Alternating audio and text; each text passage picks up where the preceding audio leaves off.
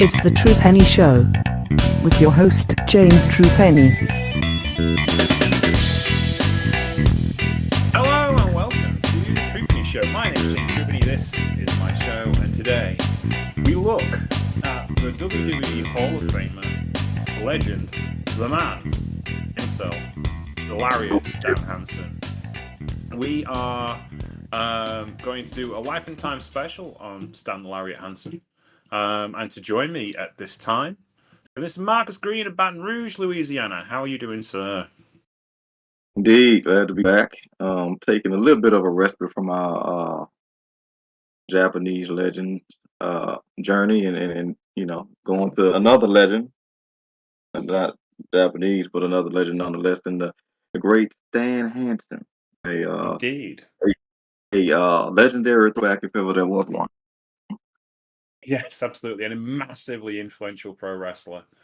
I thought it was intriguing to do this one at this particular time, just because we're getting into Tag League season, and he was such a massive part of Real World Tag League and All Japan Pro Wrestling. The current Real World Tag League will start in December, and such an influence on tag wrestling in Japan, and his life kind of intersects with a bunch of other stuff that is becoming pertinent again in pro wrestling, as it always does. We're going to start at the very beginning. So Stan Hansen was a scholar athlete out of high school in West Texas, and he went to West Texas State University, where he played football for the Buffaloes. One of many people in professional wrestling who played for the West State Texas Buffaloes. In fact, they produce more pro wrestlers than football players, which is concerning. Oh wow! The list of names for the West Texas Buffaloes. Oh, let's see: Stan Hansen, Bruiser Brody, John Layfield, Tito Santana, Mike DiBiase, so Ted DiBiase, and so the list goes on. All of whom are entangled in the Stan Hansen story. Now, we are going to tackle this in two parts, because Stan Hansen's career was nearly 30 years, and he was pretty much in the main event for all of those 30 years. We're starting at the beginning.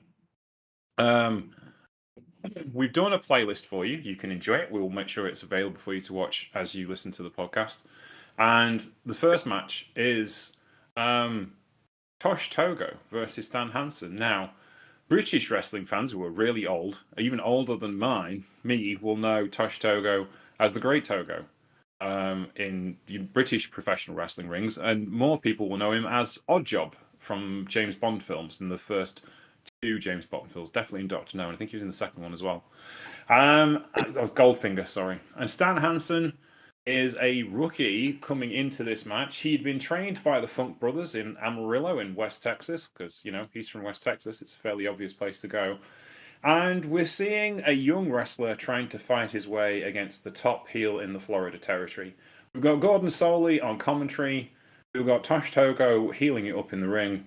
And we've got Stan Hansen learning on the job. What do you think of this one, Marcus? This was interesting because it was obviously it was a cool Easter egg with the James Bond correlation. Obviously, you know, it's always cool to see just how far back wrestlers have been, you know, crossing over between, you know, mainstream and obviously the art form. And then you get in saying, you know, even when he was, you know, young, benefited from obviously having size and that grit, and just he had the body for the, you know, the time he wrestled in, because those guys were, you know, didn't have no like Adonis build, but that's not what they needed back then. They needed to be stocky, they needed to be solid, and you know, they needed to have a little weight on them, because if you didn't, it was going to be a long week. So, you know, even here, even though clearly Todd, you know, was ahead of him, you know, Stan gave as good as he got, but Todd was clearly, you know, the aggressiveness to the point where I'm like, he had to learn something from this guy, because I feel like I said a lot of what we see later from Mr. Hansen, what we got with Todd here. Yeah, that's true. Also, interestingly, on this little clip is a match with Hiro Matsuda in a judo gi match Hiro Matsuda was more famous as a pro wrestling trainer. He did wrestle in Florida. Was an Olympian for the Japanese team. Most notably trained one certain Hulk Hogan, who may play later in this story. But yeah, you're right. It's very much a learning curve for Stan. You obviously 1 year into his career, we don't expect him to be winning, but I think there's already kind of inklings of what can come forward. He's got kind of starting to get a look about him. He's starting to have a bit of swagger about him, and he's clearly a competent hold for hold wrestler, but he's still on the bottom of the card in Florida, which was a great promotion to learn in because Florida wasn't particularly expensive to live at the time. And it was one of the reasons why a lot of wrestlers end up in Florida. Even NXT now, it's a very tax-friendly state. Also Yeah. because no services whatsoever, and their governor apparently is Satan. But apart from that,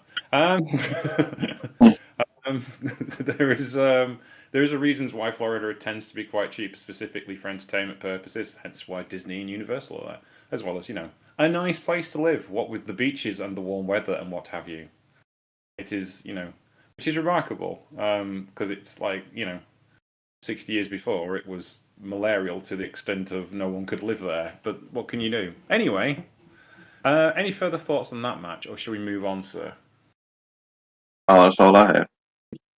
Okay, then. So, our second match in our playlist is an All Japan Pro Wrestling match, and more specifically, against the Destroyer, All Japan's favourite top gaijin.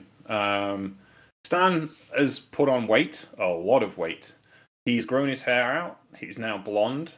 He's now got a full mustache, kind of going into a beard. He's got black tights. He's kind of got leather cowboy boots into wrestling boots. The look of Stan Hansen has started to develop into being the Stan Hansen we know and are terrified of. What do you think of this particular presentation, Marcus? Yeah, like I said, it's kind of the building blocks to everything. For the Stan, so we know, thankfully he did stand out with the blonde hair, which helped a lot further down the playlist. Is felt like a tire kind of sort of blended together to a point, but um, yeah, he was deceptive in the fact that as a bigger guy, and obviously a heavier guy, you think you probably have a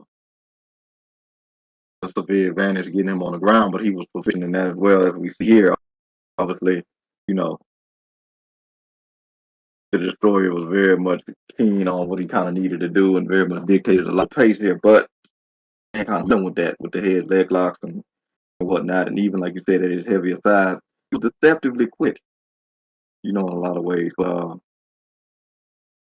yeah, I don't think this had gotten to the point where we had got full on Lariat Stan Hansen, but he was very much impressive on the ground, which you would think, I said, you take out a guy like that, and you would think you kind of leave him like a turtle on the shell, but not the case. Like I said, just kind of harking back to the whole playlist was great because it really slowed up down, got to the grit of everything, where everything felt like it mattered because it did. You hit somebody with a clenched fist in the back, uh, they weren't gonna be fast to respond because it hurt. So yeah, Yeah, this is the thing with the Destroyer. He's at this point in his career, he's kind of having his second wind in All Japan Pro Wrestling, but he was outside of Lou Thesz up until this point. He was the biggest gaijin in Japanese wrestling history. He was a massive star. The most watched wrestling match of all time was Ricky Dozan versus the Destroyer in 1963. mm, It was almost like a 63% percentage of TV viewers in Japan watched that match. Um, there was a bigger percentage. It was like a 97% match for Lou Thesz versus Ricky Dozan in the 50s. But obviously there was a lot more televisions in the 1960s, so it was ended up being the biggest, most watched pro wrestling match of all time. So the Destroyer is, at this point in the mid-70s, is a long-established top Gaijin star for All Japan Pro Wrestling. He went with Baba rather than Inoki. So this is a good spot for Stan to be learning in. And he did his first shots with All Japan Pro Wrestling and was kind of into the idea of being a Japanese wrestler and enjoyed working for Baba very much, and kind of had an idea that this maybe is the place he wants to work. And this kind of shows off he has the style, because you can't just brawl in a Japanese wrestling ring, right? You've got to have the chops. As we know, even today, guys who can brawl still have to go. You've still got to be able to make a match flow and have 20-minute main event.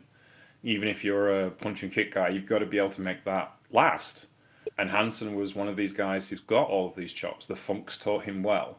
He's a very good chain wrestler. He's a good submission wrestler. He's got all the holds. He's got all the size. And as you say, surprisingly quick. That's the thing, isn't it? It's like, for a guy who's 300 pounds, and how tall is he? His build weight was 6'4" and 321 pounds. He can move. Like, he takes bumps to the outside early in the match and does an awful lot of exceptionally quick movements in his chain wrestling. And then he's just big. It's just big dude. Just fills up space. 6'4" and 320 pounds. I'm 6'3" and I'm 200 pounds. I'm a fairly impressive looking human being as far as I can tell, but obviously I don't like weight train and do all the things he did, and I'm nowhere near as fit as he was. But put another 100 pounds on me and I wouldn't be able to fit through doors. Yeah. So, he's incredibly quick. He also sells incredibly well, and that's a major thing in a territory at the time that it's difficult to get reactions. Now, the tradition has been that Japanese core audiences have always been quiet, and that's not really the case. And as we watch these shows, the audiences get very, very loud not long after this. But this is 1974. This is still a very male audience. This is a very salaryman audience. Emotions are not to be shared publicly. That's not what we do here. So yeah, have you got any thoughts on that? Because it seems to have kind of given him an impetus to make people make noise. Does that make sense? Yeah. I think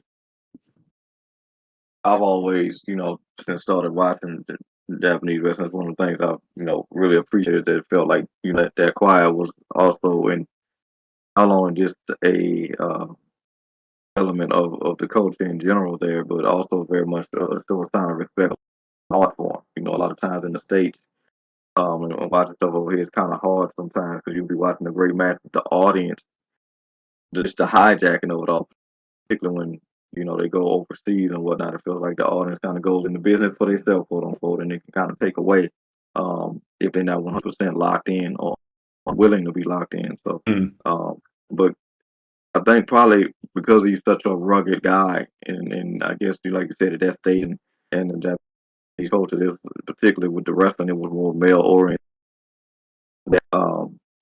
That machismo going both ways, I guess, aided somebody like him very much coming up against, guys that they so long rooted for, like the Destroyers and us, who we would come to know in Japanese lore to be absolute legends. So, I think somebody like him very much thrived in that environment, because, like you said, obviously trained by the Funks and obviously not, he's born, but very much that grit that you learn with those styles very much can acclimate you, to the Japanese version of how they execute, wrestling. So,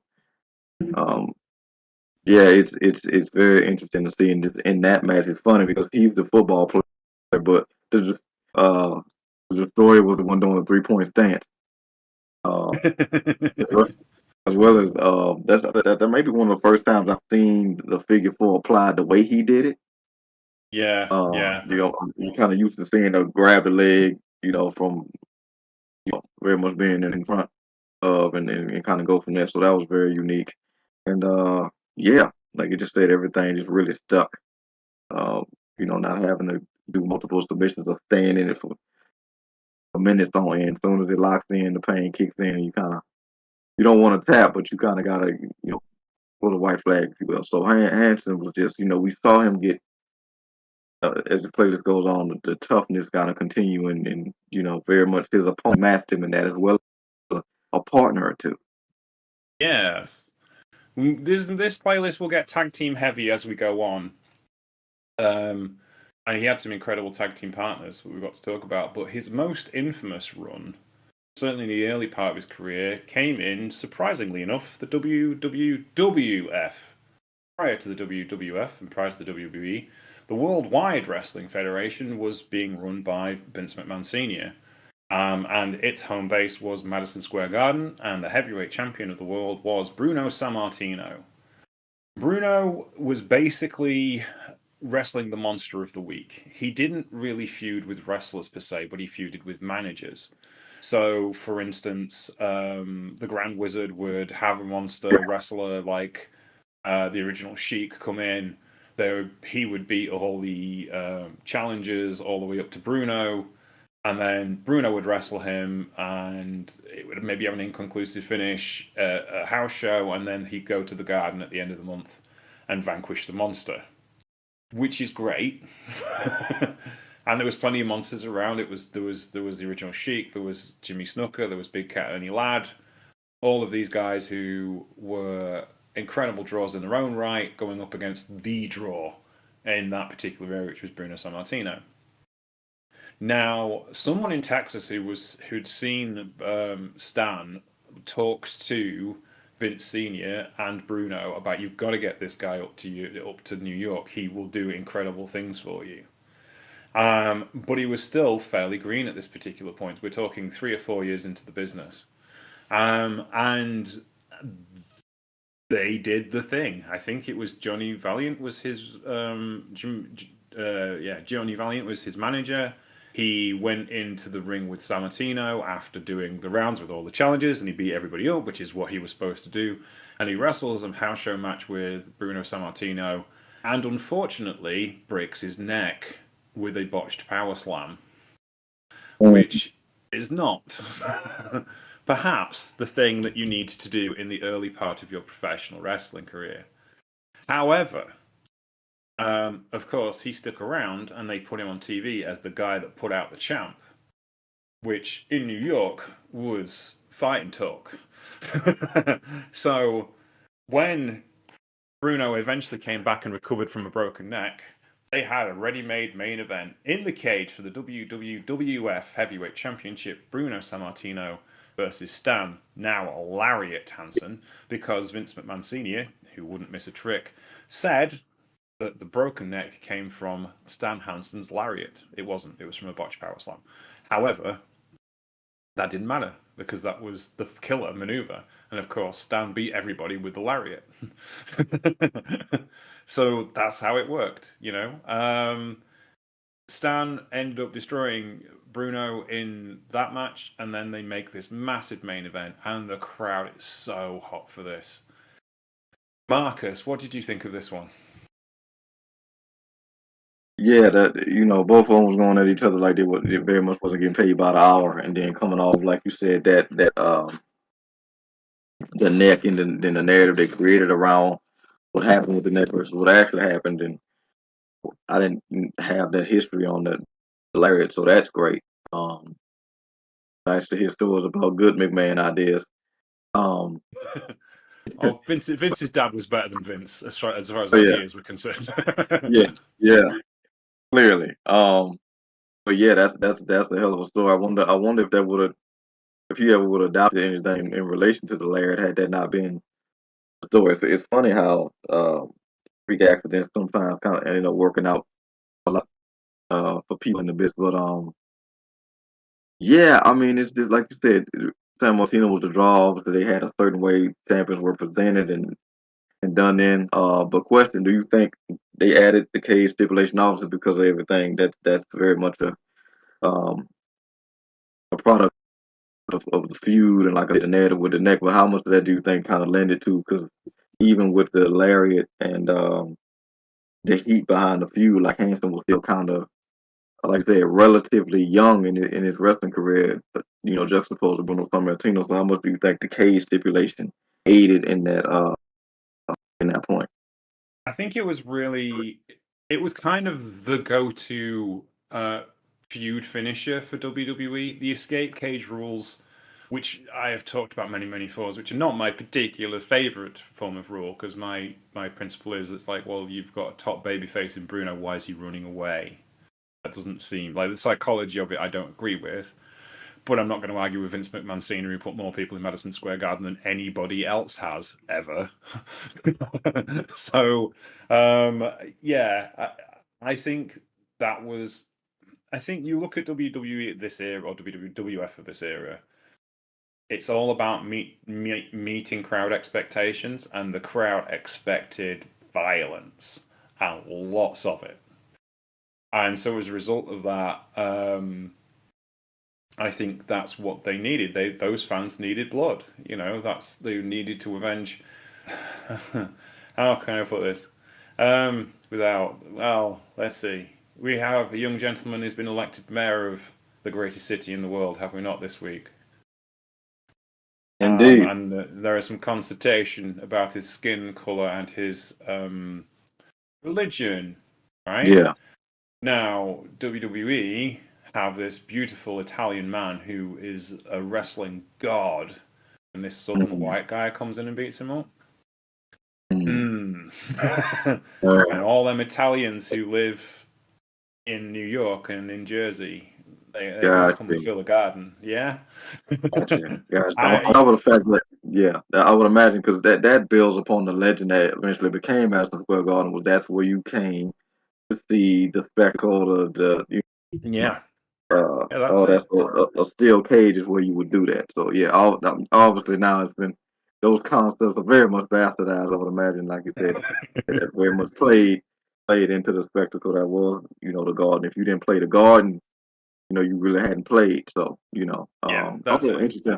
Also interesting to see how kind of loose those cages were back then. But I Oh would yeah. imagine, I'm like, if he throw him into that one more time, he might just throw it. Like, so. But yeah, Oh yeah. that's a good thing. Like, putting him in those, it says a lot about just like how credible he was, even in his young start career, that he get recommended to come seemingly to the quote unquote big time and face the guy. Like, Bruno Sammartino is, the standard in that regard when you talk about legendary champions. So, it says a lot about fans' work ethic and credibility that he was getting those kind of nods even back then. Yeah, absolutely. He was yeah, he just had that presence. That look was already there. Like, the Stan Hansen plowing through fans at Hurricane Hall was kind of, you can see it in him, right? As he's going towards the ring. His presentation's already kind of where he's going to end up. It's going to be the same for the next 20 years, and he's going to take names and kick ass for the next 20 years, and God don't get in his way. And that's kind of like, he has that mentality there. Now, it tweaks, right, for WWE audience who expect their heels to be somewhat cowardly. He can't be he can't be that intense all the time in WWE. And I think that's maybe one of the reasons why he resided in Japan so often. If you see what I mean, like, he could be the character he wanted to be in Japan much more than he could do in the States, because the fans loved him for it. He was the heel, but he was adored. Whereas in the States, he was always going to be the heel, but he was always going to be hated, because that's what you're supposed to do, right? Exactly. So yeah, so I think it's a really interesting juxtaposition, especially when we talk about, like, me and Christy talk about it in a lot. Like, heels are supposed to be heels. Yes, that's true. But the heels in Japan are always respected, and it's because of guys like Hansen and Brody and this particular crew that we're currently like looking at. And yeah, I think that's the intriguing thing about this match, is like, it's 90% there of what we know Stan Hansen can be, but it's not quite there yet. Does that make sense? Yeah. Yeah. And the next match on this playlist is the late great Gorilla Monsoon as a babyface, wrestling the heel Stan Hansen at Madison Square Garden a few months after the big match with Bruno, which kind of like symbolizes where Stan was in the issues of the way WWE was booked as Monster of the Week. Of course, Stan couldn't stay on top forever in that situation. but here he's wrestling essentially the number 2 or 3 babyface in Gorilla Monsoon. What do you think of this one, Marcus? And have you actually seen Gorilla Monsoon wrestle before? Oh, this was first, and then he had been gone for how many years? At this point, what 20?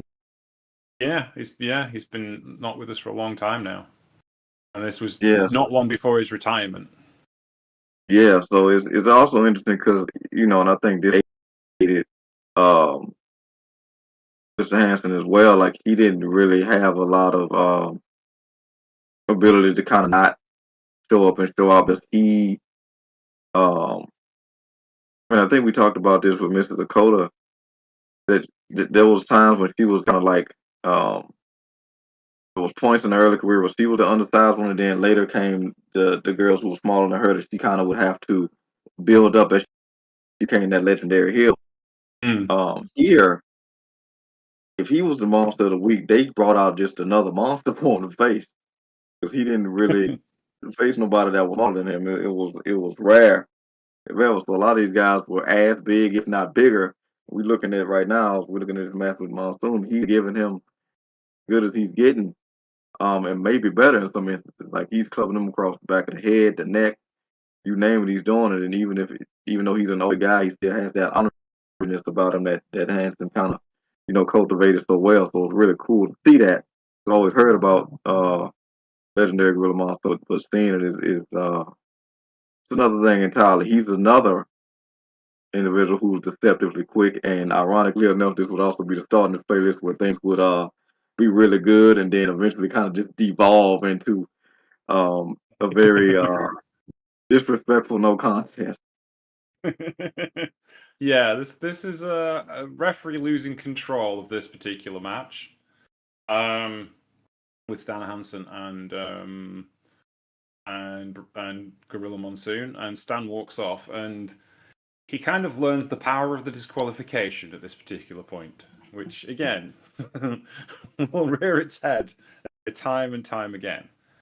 And now we're going next to Georgia. In 1979, I should explain what happened, really. Stan decided he wasn't going to wrestle in the WWE much longer after that match with Monsoon. And the main reason he decided to go was because of the politics of the WWE at the time. He knew he would get downsized. He would probably get back put to the beginning of the card as a younger guy. There was plenty of other monsters that could come along and face Bruno. And he wanted to come back for another run on top. So the best thing to do is go somewhere else and have a run on top. And one of the next places he goes to is Georgia Championship Wrestling, where he turns up as a baby face. And in this particular match, he's wrestling Killer Carl Cox, managed by the one and only Bobby the Brain Heenan, in a Georgia Championship Wrestling TV title match, which can change hands on a count-out and disqualification, which is pertinent at the end of this match, because we've got the entire roster watching this match at the end, and most notably, a gentleman called Big Cat Ernie Ladd, which is the crux of this particular matter. What do you think of this, Marcus? Because this is old school TV taping wrestling.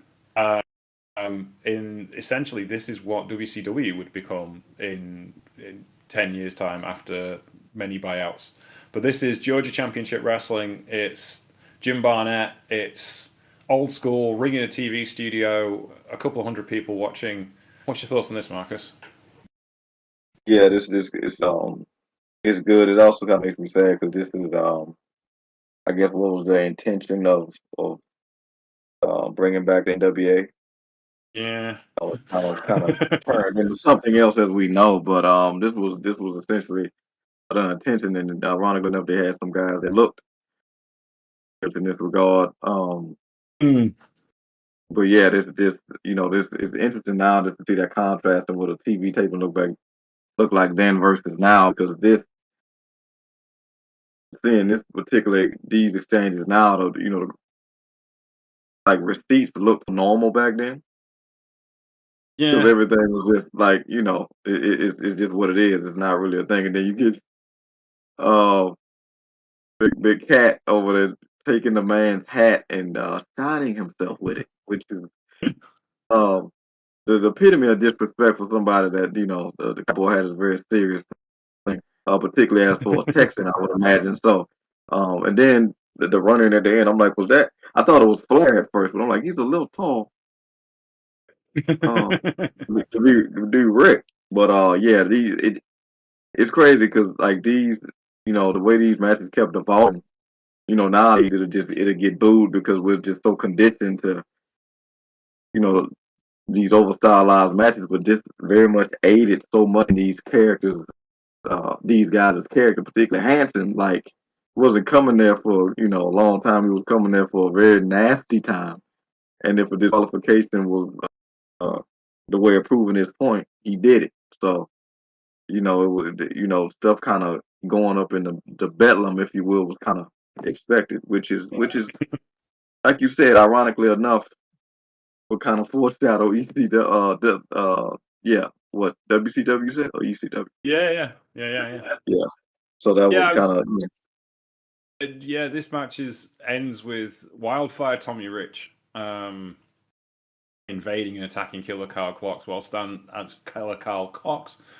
Hansen chases after Big Cat Ernie Land, another West Texas state wrestler, and the Freebirds stand by ringside and various other people as well, like some of the most famous wrestlers and some of the most influential wrestlers in pro wrestling history, all on one TV taping, stood around watching this match. It's bizarre in many respects.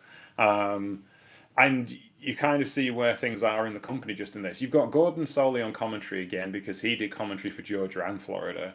Tommy Rich is the hottest wrestler on earth. There is over, and there's Tommy Rich in Atlanta over. That's a whole other level. It's like El Santo in Mexico, Hulk Hogan, and then above that, and above Stone Cold Steve Austin and The Rock, you then have Tommy Rich in Atlanta. oh Because for wow. some reason he sent them all nuts. They loved him. Won the NWA World Championship from Harley Race in 1983 for 2 weeks, and that was part of his lore. And he was the top guy for about 4 or 5 years in Atlanta, and they loved him there. Ollie Anderson was booking. He's there. He's he's a baby face for God knows what reason. He was friends with Stan Hansen as well. And he one of the reasons why Stan went to Georgia after WWE is because of he trusted Ollie. One of the few people in the world to trust Ollie, by the way, but he trusted Ollie. So he decided that Georgia was the place for him, and he had a run as a babyface and then turned heel in the early 80s. Meanwhile, he was also in Japan, and this time he'd signed with New Japan Pro Wrestling, and specifically Antonio Inoki, who was the boss of New Japan Pro Wrestling at the time. I could not find any New Japan Pro Wrestling Stan Hansen on YouTube at this particular point. I'm sure there is some out there. But one of the affiliate promotions of New Japan Pro Wrestling in the late 1970s was Stu Hart's Stampede Road Pro Wrestling.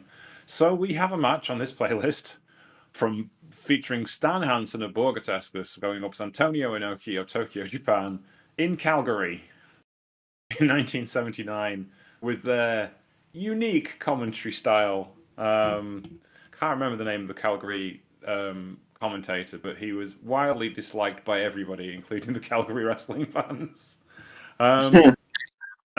Just because he was like, oh god, it's him. Because he was a jolly fish hooks jeepers kind of guy, which isn't necessarily what you want when you're looking at like the most bloodthirsty wrestling promotion in the world. Anyway, it was at the time.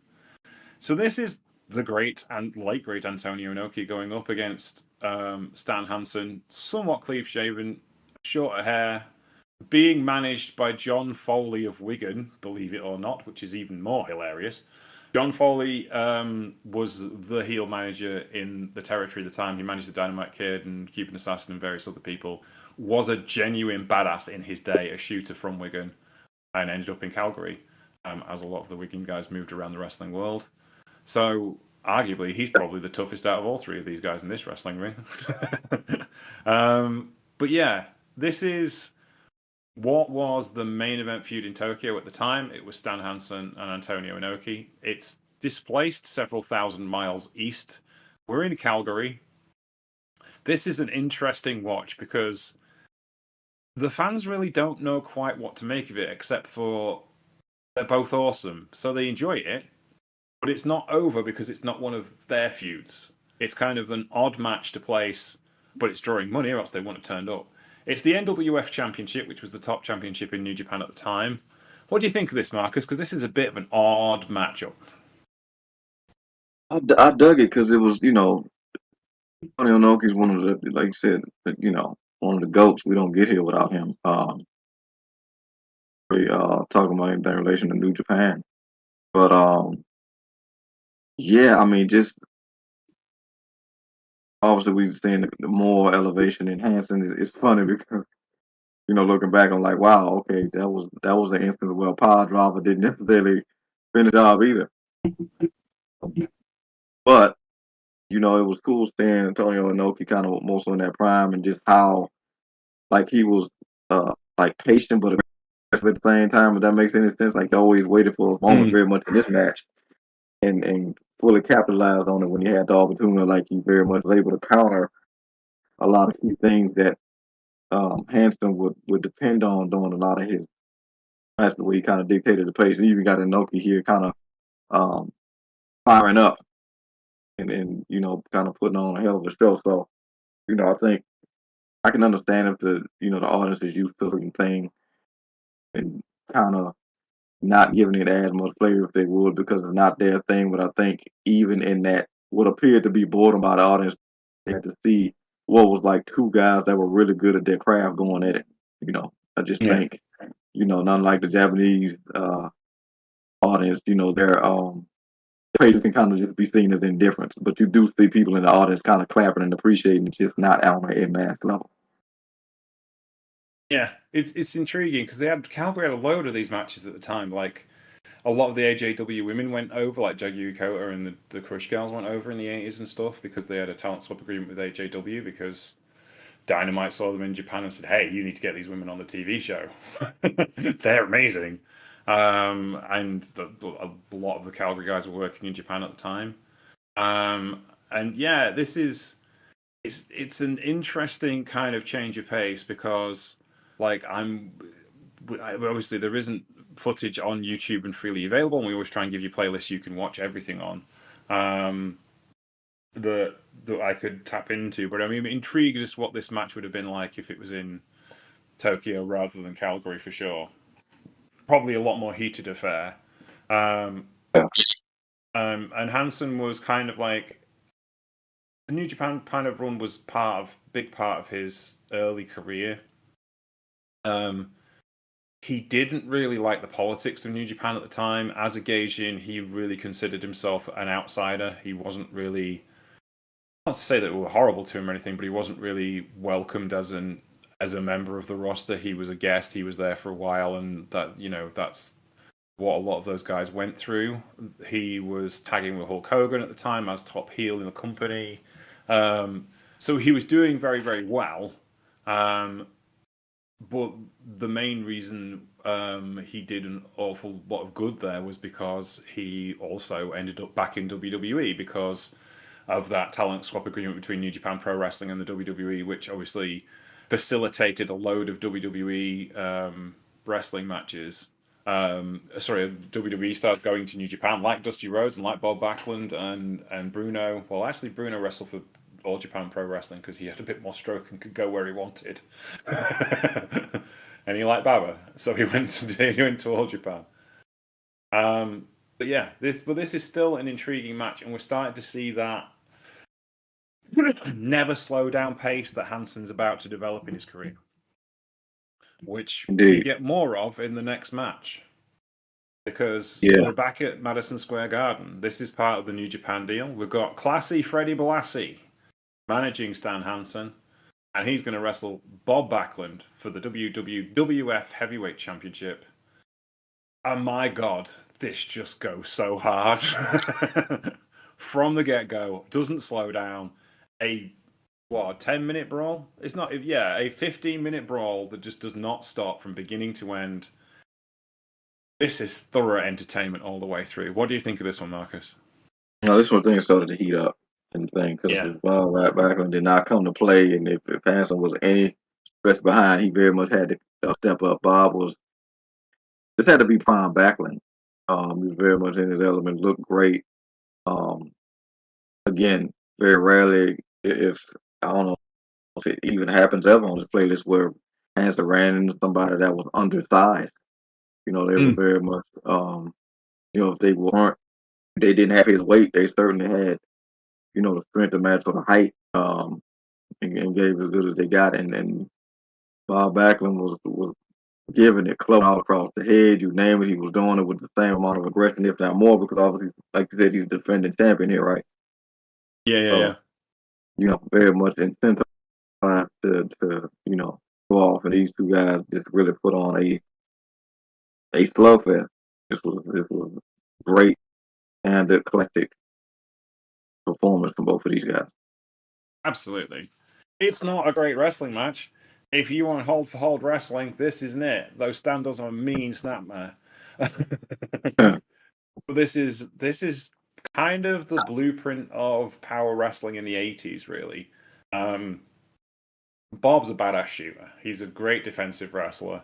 And in this particular point, he's kind of at his peak as far as his drawing power is concerned. And he's you know, he has to do Monster of the Week as well, because that was the Vince McMahon Senior style, right? That's what you do. And here is classy Freddie Blassie trying to knock the champ off again with one more monster to face. And it's kind of like Hansen did it because he was being sent by New Japan Pro Wrestling. He wasn't really interested in doing it himself. But if you're going to get a main event at the Madison Square Garden, then hey, yeah, I'll go. The difference being a younger wrestler, and you know, he was kind of on New Japan's payroll here, and one of the reasons why he didn't want to stay in WWE when WWF when he was younger was because he was younger, he was at the bottom of the card, and even though he was wrestling main events, he wasn't considered worthy to get more money. So he kind of wanted to build his portfolio up before he came back. And at this particular point, he's getting paid by New Japan. He's not getting paid by Vince Senior. So therefore, his money's good, and he's quite happy to come and do these big shows and these big main events.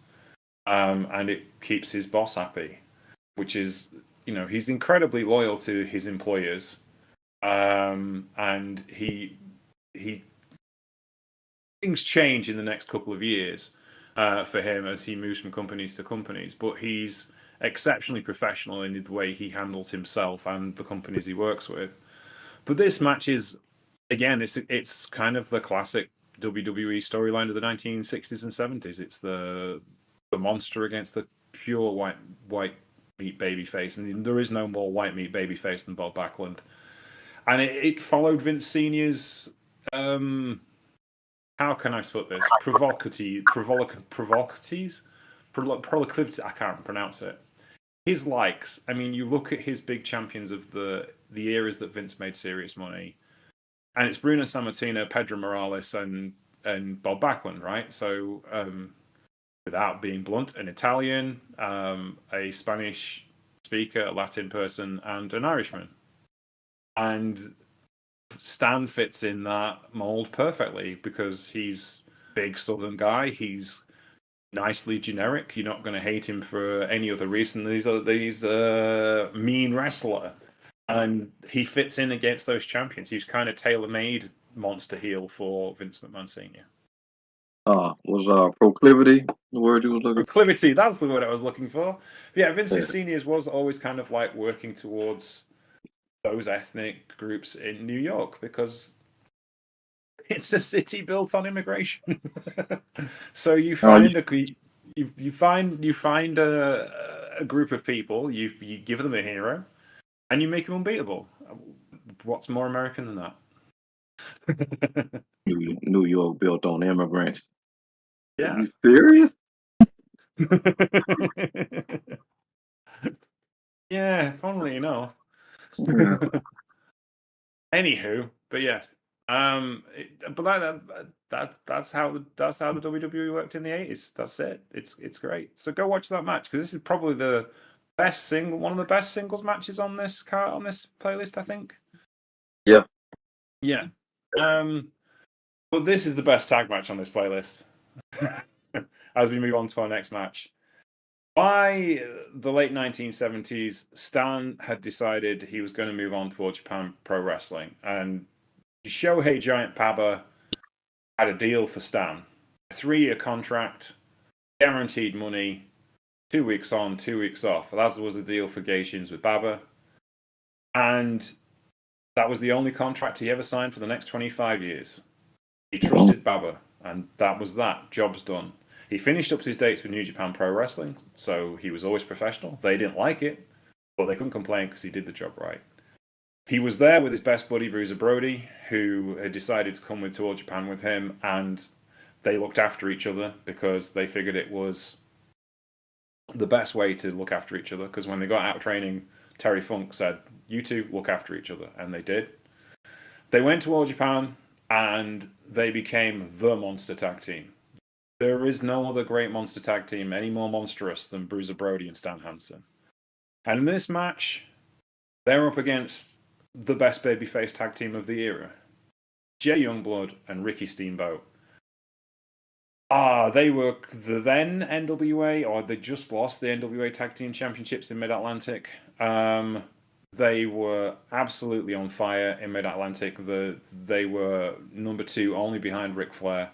They just had a big feud with Greg Valentine and Ric Flair in Mid-Atlantic over the World Tag Team Championships. They were the prototype for what tag team wrestling would become in the 1980s. And arguably, you have the 2 best tag teams in the world in Tokyo at Korakuen Hall, and they let it fly. This is not like a North American tag team match. This isn't hot tags after babyface and heels. This is straight up tag wrestling, back and forth. And just because the younger guys are smaller doesn't mean they haven't got the fire to fight back. We're at Korakuen Hall, and this is just breathtakingly good because there's just so much talent in this ring. And I just love these tag teams. I love this match. It just flies along, and it just never slows down. And this became the signature of Brody and Hansen. Just don't ever slow down. We're going to be in your face for as long as we can be in your face. Just press go. And Steamboat and Youngblood are the perfect tag team for that because they'd been doing the same thing with the Briscoes, with Valentine and Flair, with every tag team in Mid-Atlantic. And you have a perfect wrestling match. This is as good as it gets in this time period, I think. What do you think of this one, Marcus? Because I doubt you'll have seen either team before, will you? No, this was the first time. It was really cool to see a young Steamboat in his prime of doing this thing. This was like, it's funny because you always see how just kind of refined Hanson is to a point with just like you said, his size, very much aware of his size, down to those lumbering, you know, Forest guys that just big for nothing, don't really have any full grasp about their weight, their body. He's very much the opposite of that. And you tag him with somebody like Bruiser Brody, and it's just like the perfect 1-2 with like bear-sized hands. And then you contrast that with future legend Ricky Steamboat and Jay Youngblood, who was seeing for the first time. And just like you said, just because they're younger and undersized doesn't mean they don't know what they're doing. They very much had to fight, from under out of the gate aggression, but they very much show why they're such a good tag team. It's just that you don't pay attention to it, like you said. This isn't that North American, waiting for the hot tag of it all, but it was a testament to how good Hansen and Brody were. Like they did a lot of frequent tags, which really disoriented a lot of teams because it was this dual onslaught of aggression that it was hard to keep up with because while they were a lot similar, they had some different variations. But watching it here and it's like Steamboat and Youngblood very much had to adapt, and they did it in their own unique way, kind of breaking down these redwoods in a way, and it was really cool to see. So, like you said, between the last match and this match, very much different, but 2 very proficient, solid, classic interpretations of what like the best versions of these type of matches are. like you said, it's classic tag team wrestling with four of the best to do it. And you really get to see why they put Hansen and Brody together here. Like they really were um, that perfect combination of strength, aggression, and just relentlessness. And it's funny just how much they complement each other. Like you said, they train together, and I think sticking together was just the right move to do. Even if Hansen had his own thing down the line, it's not necessarily easy to get guys that match that well, kind of so early on. Yeah, it's just so it's effortless, and like with both teams, they're just so back and forth, and like just the little things like watching like Bruiser delivering a power slam and then pressing Jay, but looking at Ricky directly in the eyes to make sure he doesn't come in and make the save, and Jay throwing Bruiser into Ricky's corner to make sure he stops him because we're going to need two of us to keep him under control. We can't do this by ourselves. And it's so logical and so well done. It is pristine tag team wrestling. Throw them into the ropes, but on your side of the ring, not on their side, not in the middle. They have a chance they've got long arms. All that psychological stuff that you would do, it's just perfect. It's just so well done. The end comes when Stan catches Jay with a lariat, and that's that. Which is, the lariat has become the surefire finisher at this point. And it's such a precursor to what we're going to see in the rest of this particular playlist. But it's such a good match. The next match we're kind of moving on to in our playlist. But I'll ask Marcus, is there anything else you'd like to say about the previous match? Because it is such a pivotal point, I think, in the Hansen change of like completeness. We don't see a lot of development of Stan Hansen after this. This is what you get, right? Yeah, and like we always say, also very big fans of tag team wrestling here at the True Penny Show. That's an art form in itself. Yeah. You see a lot of guys today, they kind of don't want to do it because it's almost like they feel like you really have to coordinate in a different ways. It feels like you're working double, and a lot of people just don't really have the will to acclimate to it. But it can be a real strength if you know what you're doing, you got the right partner chemistry, and you can really kind of hone a whole other version of your game, if you will, through it. And I think, like I said, it's not that easy. Sometimes you have to watch that be honed between two individuals over a period of time, but it just feel like it clicked instantly here. Like they were just two versions, two sides of the same coin. And like you said, he was even better on the other side. I don't know how long Steamboat and his partner tagged, but they made it seem seamless as well to the point where, like you said, just the juxtaposition of the styles. It was just like an onslaught on one side, then the other side had to kind of fight from underneath to the point where it felt like they were using each other as weapons to have to fight Hanson um, and his partner. So it was just really, like you said, it really a well executed match that you didn't really need commentary for it. You could just really watch it and it just flowed. So yeah, if he didn't develop in any way past it, he didn't really need to. He could really isolate between the singles and the tag. I don't know how long this would necessarily continue, but it's not easy to necessarily find somebody to gel that good with as an opponent, much less a partner over a career.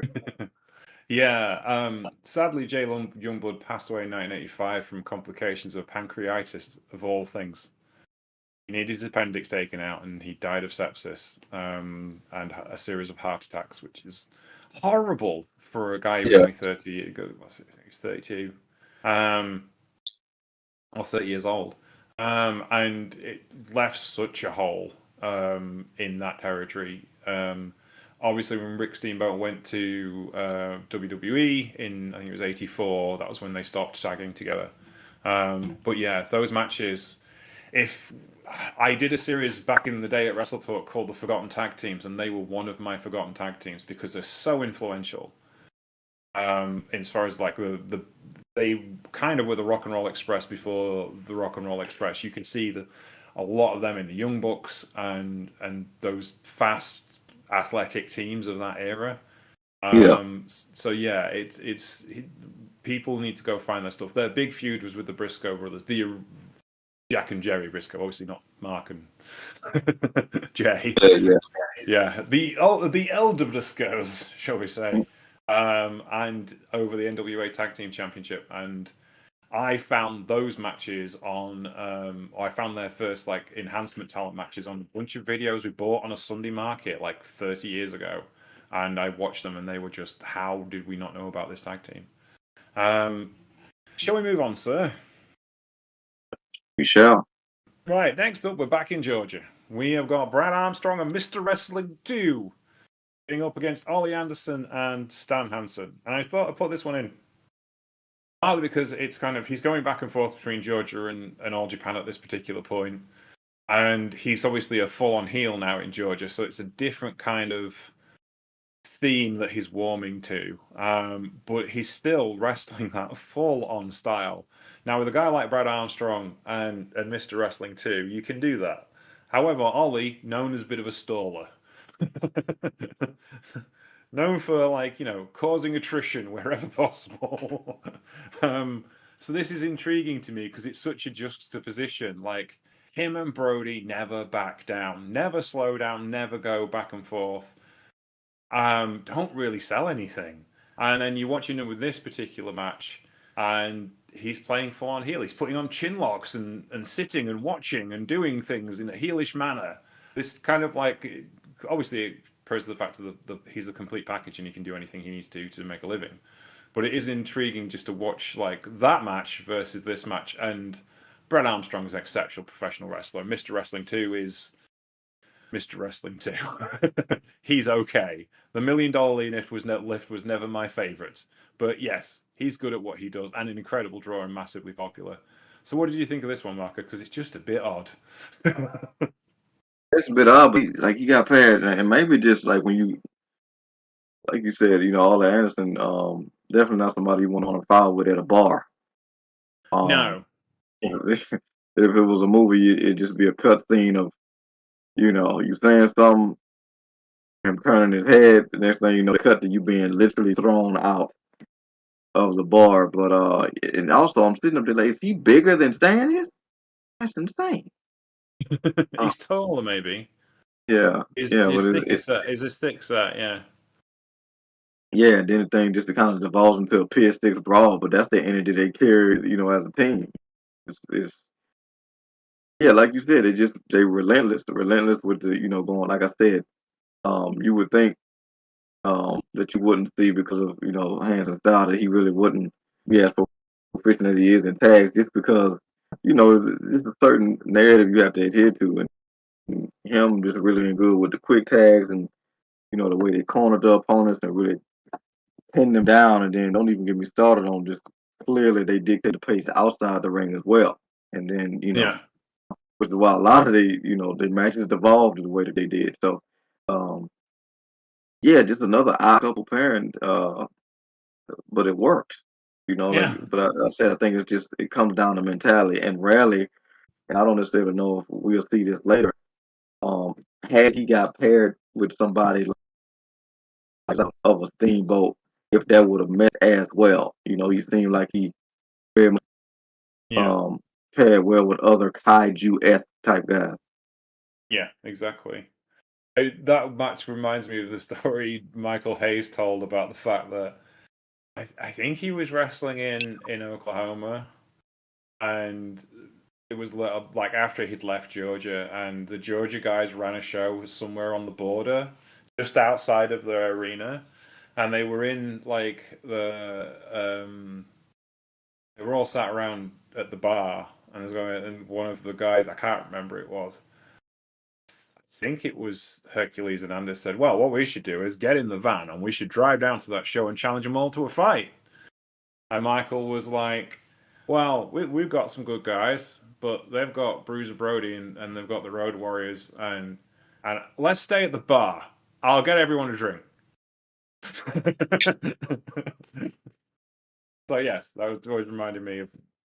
I don't find Hayes that funny these days because of things he said in the past, but it was a fairly funny story. Anywho, Yeah. we're off back to All Japan Pro Wrestling. We've got Bruiser Brody and Stan Lariat Hansen, and they're going up against Dirty Dick Slater and Harley Race. The Harley Race, former World Heavyweight Champion at this particular point, a regular attendee of All Japan Pro Wrestling events because of his close relationship with Giant Baba.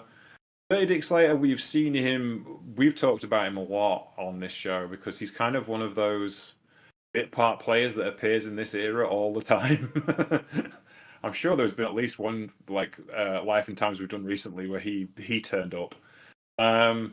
He was a journeyman wrestler, but he was always a solid talent. And this is intriguing to me because you've got Dick Slater and Harley Race, who are natural heels and under any other circumstances would be the heels. But here they're wrestling Bruiser and they're wrestling Stan. And you go back to that first match against the Destroyer where everything was quiet. Now everyone's loud. And there's a lot more women in the audience. And there's a lot more kids in the audience. And it's a lot more of a family-friendly atmosphere. And a lot more exuberant in general. We're at Sumo Hall. This is a big crowd. There's 5,000 people here. Not the current Sumo Hall, the old Sumo Hall. Yeah, this is kind of big match wrestling from the early 1980s. What do you think of this one, Marcus? No, this is exactly what you said. The big match wrestling is again to see Harley Race kind of in the prime or something to that degree.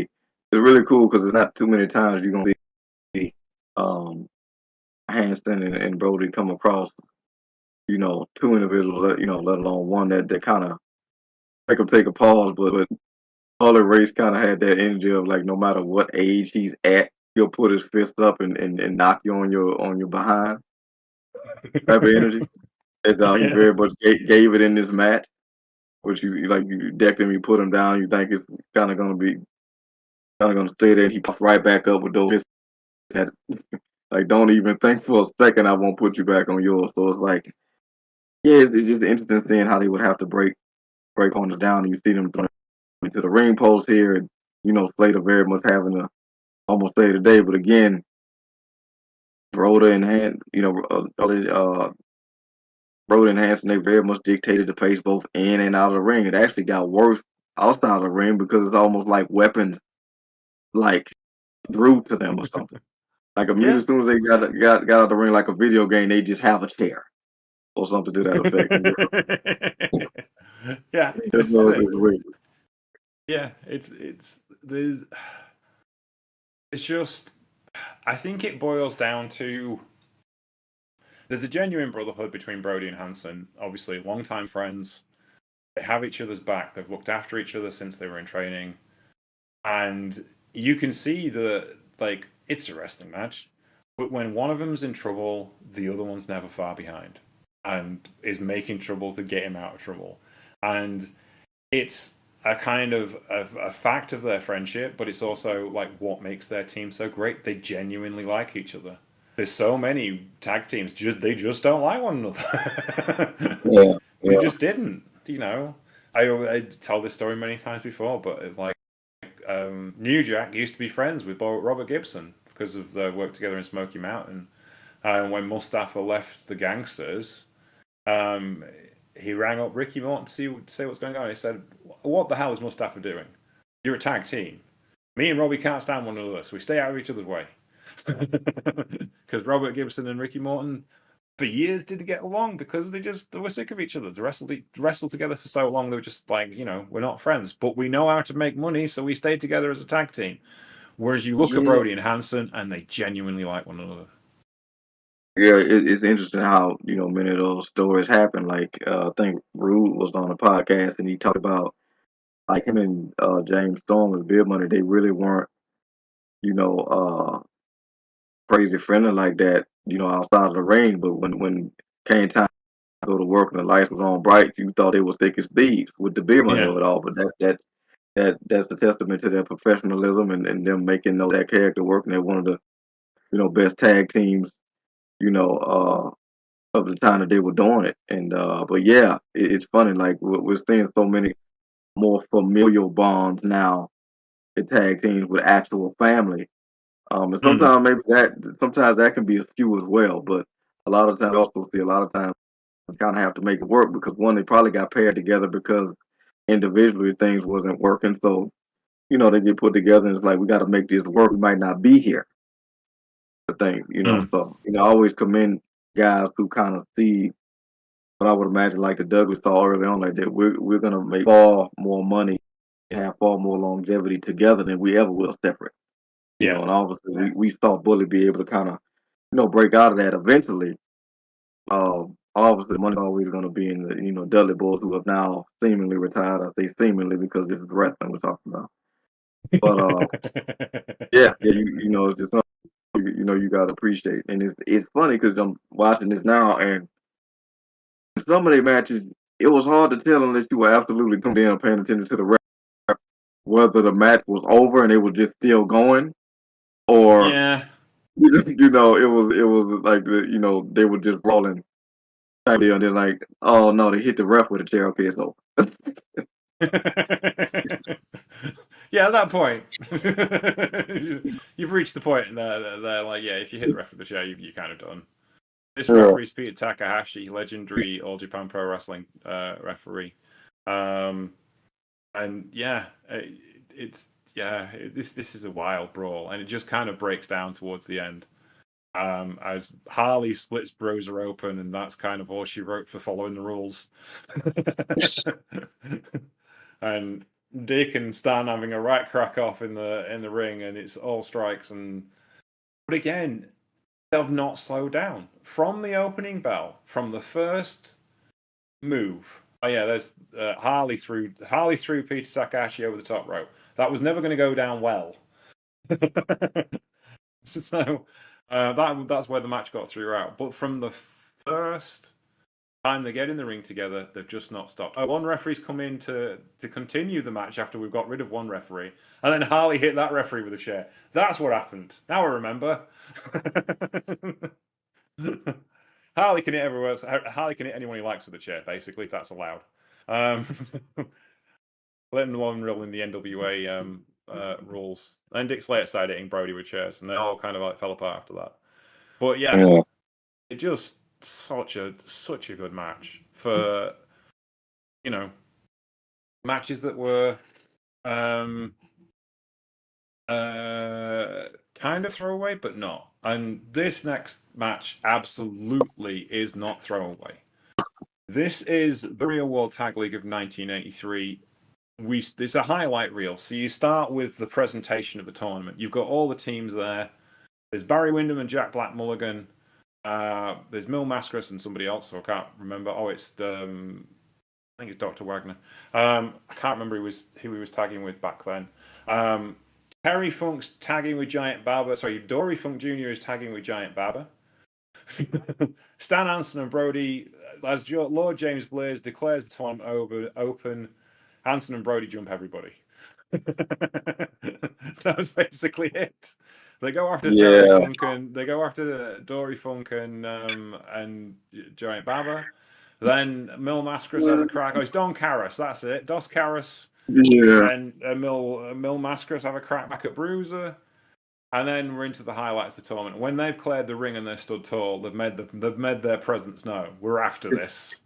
The only way to describe it, and James said it, they seemingly get jumped. Yeah. But if you just stop 5 seconds, 5 seconds later, it looks like they're jumping everybody else. Like one Funk came in the ring one Funk jumped in the ring with the YIATA and immediately got tossed out. Like I would hate to fight the two of them in real life because it's like, like, you not go get one of them down. If you get one of them down, here comes the other one. Then the other one's back on his feet, and it's like, bloody hell, why did I come out the house today? We then have a highlights of the tournament. The Wyndhams lose to Bruiser and Stan.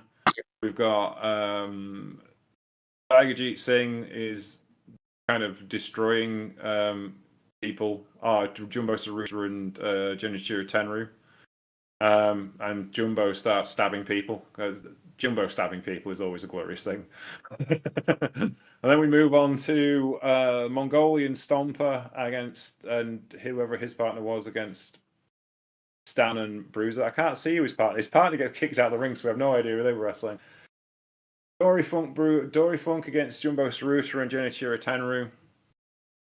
Tenryu is the next matchup, and this is kind of like the up and comers, the young guys coming up against the legends, the top of the card in Giant Baba and Dory Funk Jr., the seniors of this particular tournament, and the youngsters start to make their presence.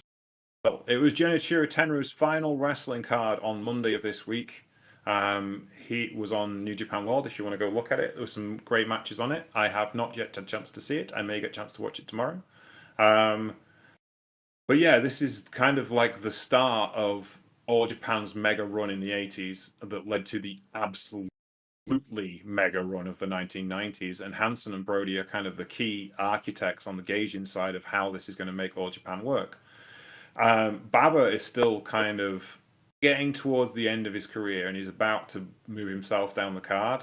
And Dory Funk Jr. is just about the end of his career as well. And this is the first time Tenryu and Saruta take a big win over the pairing. Then we've got Mil Mascaras and Dos Caras versus Bruiser Brody and Stan Hansen, which is about as a bizarre wrestling match as you're ever likely to see. Because, it's tournaments and it's got to happen, so it did. And then the Wyndhams versus Saruta and Jumbo Saruta and Junichiro Tenryu, with the Japanese team winning, getting to 9 points.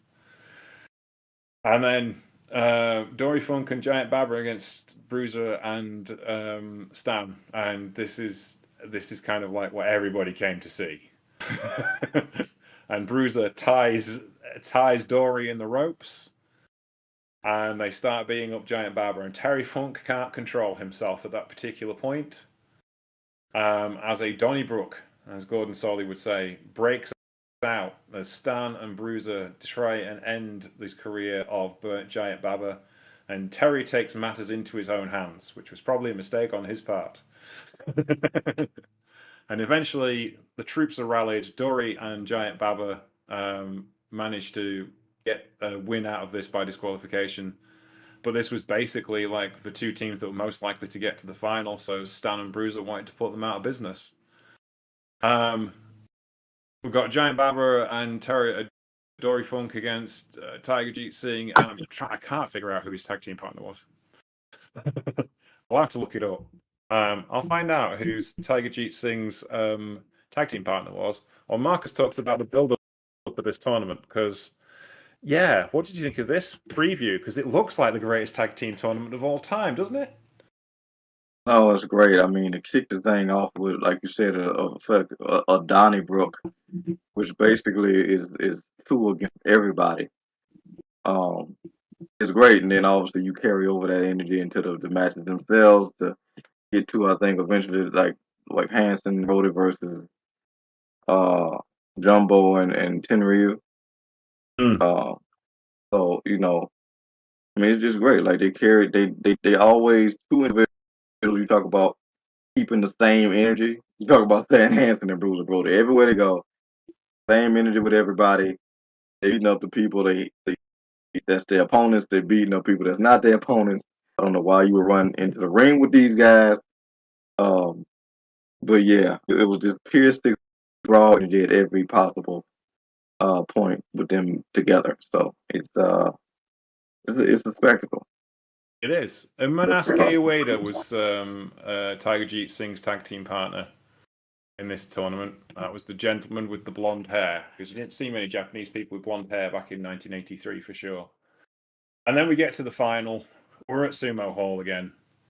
It might be Budokan Hall at this point. We've got Stan and Bruiser going up against Tenryu and Jumbo Saruta, the two young stars of All Japan Pro Wrestling, the guys at the top of the card, former United National Champion, perennial number one contenders to the NWA World Heavyweight Championship in Jumbo Saruta, Genichiro Tenryu, his partner, who's about to break free and become the biggest star in Japanese wrestling. And to help them along the way, there's Bruiser and Stan, and this is fantastic pro wrestling. This is how a tournament match is supposed to be. 45 minutes on the time limit, and they just tear into each other for like 20 minutes. Yeah. Non-stop go. This is fantastic. Yeah, definitely one of these. Definitely on the playlist that you want to watch. I mean, the full thing is not the whole tournament, but like James said, it's very much highlights, and they very much kick things off with that brawl. The full thing is like 38 minutes, but it's fully worth to watch from start to finish because obviously, big fans of tournament too finish show, as I would imagine people know by now. But yeah, this was great, and I think the one other compliment I can give Hansen and Brody, even if they weren't necessarily quote unquote the guys to beat, um, it definitely was the guys that everybody wanted to beat up. Yes. So which kept them in play because you know, um, for as good as they really were just chaos all around. But when business needed to pick up, they knew what to do, and also like you said, they got to the finals, and then it was just who had more grit. Yeah. So, That's it. It feels like a test of endurance, and it feels like a wrestling tournament final because they're just going as fast as they can. There's no time to sell. There's no time to to pause and rest upon your laurels. We're going, and that's it. And it's intriguing because I did read an interview with Stan before we started this, and like just to pick up any bits of news and stuff that I could. And his basic essentially was like when he worked for All Japan was don't have to worry about money, don't have to worry about politics. I'm part of the crew. I have the best match I can. That's it. Go. And they talked about him and Bruiser as a tag team, and he said we just could go, and we just didn't stop. We were fit, we were athletic enough just to keep going. We didn't stop, and he said all of the guys went with us. He said even and especially the young guys like Tenryu and Saruta, they just went with us. They wanted to go that fast as well. That's how we coped. We just had a bunch of guys around us who could go as well as we could, and that was how it got to be so good. It was just relentless pro wrestling at the highest level of this particular era in a company that was considered kind of dead 2 years before. Babak was having real serious issues about trying to get draws together. The relationship with the NWA was kind of the saving grace of the company because they'd either get Harley Race or Ric Flair or someone over for a period of time to kind of improve the situation. But this was the time when they started buying up contracts from people like Stan Hansen and Bruiser Brody and started to close the door on relationships with other companies. They were going to kind of become everything was going to become in-house. Everything was going to become about the Triple Crown eventually. We're talking 7 years down the line, but this is the earliest stages of that. And you can see all of the things of the Kings Road style are in this particular match. It's about just survival. It's about stringing moves together. It's about having the best match you can have, and about having the just the stamina to just keep going at this rate. And it's just remarkable wrestling to watch because we don't do wrestling like this anymore. Remarkably, for some reason, I can't think possibly why. Is it because it's massively dangerous and unhealthy? I don't know.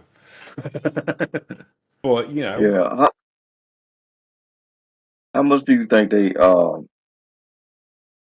extended each other's career by tagging? That was an interesting thing about Stan when they asked him about it, said, do you regret working such a stiff style? And he went, no, not really. So the only thing that went wrong was my knees. He had to have his knee replaced, and he had a cyst on his spine. He had the cyst dealt with, and it didn't come back. And he had his knee replaced, and he had to stop wrestling. Knees replaced, and he had to stop wrestling. He said, and I would assume that was because he was carrying 300 pounds on those knees, which were probably only meant to carry 150. So I think, yes, certainly as a tag team, and spending a large part of the tag team in this part of his career, it probably extended his career, and I think it's certainly the reason why he was still an active main eventer in 1995. We're talking 13 years later, and he was still wrestling at this level 13 years from this particular point when he arguably looks like he's at his peak, but he's still on the rise at this point. In 1983, Stan would have been 83, he would have been 36 years old, and that's kind of peak money time for a pro wrestler, right? And he was still making this level at 48, 49 years old. He wasn't as prevalent in the main event by the time you get to 95, 96, but he was still there. how many 48-year-olds could wrestle that style effectively and be a main event threat, a credible main event threat? Not many. Yeah, I'm just thinking about like just how many how these careers would have maybe went a different way if they had access to the stem cells that this generation has access to. Like I think about somebody like John Nees. I think about somebody like Rey Mysterio, who maybe at this point being the Smithsonian, if not for his ability to access stem cells and him be able to still be going. So, but again, those guys were definitely a different breed back then. Not only just because of the style, but also the schedule in which they did it. Yeah. Is why for all this fault, Ric Flair really just became one big human callus. Yeah. As a performer, and thinking about just that style, it's like we really don't get so much of this nowadays. Like we see it in certain instances, but it's why guys like Gunther stand out so much. Yeah. I can see why he Mr. Hansen said that he wouldn't change anything because so much of his identity as a performer was that style. You take that away, you almost like you kind of strip down all the best parts of the car in a lot of ways. So probably could have we talk about guys nowadays like Osprey and stuff extend their career by taking less risk. But I think it was just a different form of it back then. But it just worked so thoroughly, and it crafted like an expectation that the audience could bank on it and guarantee, as opposed to this guy's gonna jump off this, and we're gonna hope he doesn't die this week, and this and the third. So, but yeah, this the say the guys that he had already faced not only in singles matches but in tags, they already like future Hall of Famers and legends. And then, like you said, in this match with Jumbo and Tenryu, what they will eventually go on to do with like his career. He really had like a star-studded um, career in terms of guys he faced off with that he was able to meet, even if he wasn't necessarily considered to be at that level yet because of where he was in his talent. But it's again, I think just guys going to Japan just makes you pick up on stuff just so much faster because you really can't operate on the back foot in Japanese wrestling. If you do, No. you're gonna relatively, be on your back mostly because you're gonna be in a hospital. You're not gonna be able to survive. So it's I think it's just the real testament that even he must, like we see guys today, really just see the brilliance of like really elevating in that art of wrestling when you go to Japan, and why so many guys just akin to it. It's just the only drawback is you kind of really have to acclimate to that lifestyle because you have to really give up that state side living cold and this comfortability that we get used to over here. Yeah. I mean, I think as well that the schedule of All Japan, 2 weeks on, 2 weeks off, they weren't going constantly. Like, say, if you were in WWE in the 80s in the same period, you were doing 30 shows a month, and they are doing 14 shows a month. And they're earning enough not to have to wrestle in the States if they don't want to. So, they're free to wrestle in the States if they want to, but they don't have to. That's the key thing. And it's also just, such a great finish to this match in the sense of Jumbo and Tenryu and gets dumped to the outside of the ring, and Tenryu can't save him, and that sets up the story with Hansen for the next 10 years. The time I couldn't save you, and that sets up Revolution. It sets up the feud between Tsuruta and Tenryu when Revolution's formed. The tag team between Tenryu and Stan Hansen. The move to create Super World Sports and leave All Japan. This is a massively important match in the history of Japanese wrestling for the backstage machinations as much as the in-ring stuff. And you look at the guys around the ring, and it's Teiyu and Misawa and Kawada, the next generation who are going to redefine professional wrestling and create so many great matches. The most financially successful period of professional wrestling ever for one company will come from those guys who were in the tracksuits, the rookies, the young boys sat at ringside wrestling Stan Hansen. That's the key thing, isn't it? Exactly. What's the point of it all if it's just not to extend it? And to your point about what all that led to is just that great long form storytelling of Japanese wrestling that they always kind of recycled it in the best of ways because at every new iteration there's growth, there's evolution, there's twists and turns. Who were once rivals is now teams, mentors, become mentees, and then vice versa. So it's really great. I mean, we get that in the States too, but sometimes it gets muddled. You know, bad story interruptions or iterations of rewriting of history. And Japanese wrestling kind of just let time do its thing with the wrestlers as well as the matches and the storytelling, which all kind of blends to these culmination of events, and to the point of all things kind of culminate even in the retirement. Yes. When the history of your career of opponents is now the people that kind of you into the next phase of their life, which is the retirement. But all these people you cater to and help grow, and they've catered to and helped grow this real tapestry of excellence that you gotta appreciate if you really say you're a fan of this thing we call wrestling. So Yeah. And next up is a match that kind of like explains that tapestry even better. So we talked about the fact that Bruiser and Stan jumped everybody in the presentation of the tournament. But when Terry Funk's back and fit and well, guess who's waiting for him? Bruiser Brody and Stan Hansen. This is the kickoff of the legendary Funks against Stan and Bruiser feud. Wrestling their mentors, the guys that got them into the wrestling business in All Japan, packed house, streamers flying everywhere, the most beloved babyface tag team in Japanese professional wrestling history. Stan Hansen and Bruiser Brody, the monsters of all monsters. You can't go wrong here, can you? Surely, Marcus. no, and not even necessarily having that history, this had a fight forever type of vibe because the Funk had even as the faces had a bit of a piss and vinegar about them. That very much spoke to that moment in that Pier 6 brawl where it was like one of the Funks got tired and came out of the jacket and went in and then got immediately tossed out. So, That was Terry. yeah, because so much of the way that Hanson and Brody operated kind of like at times they were just big brother and everybody. Yeah. And it's like you never get over it till it's like you reach that point to where like you get taller, you get bigger, you go to the gym, you put on some muscle, and then now I got to come back and tell big brother we're not on the playground anymore. Except, you know, with Hanson and Brody, you can always feel like you're on the playground, so you kind of just got to meet them where they are and hope for the best.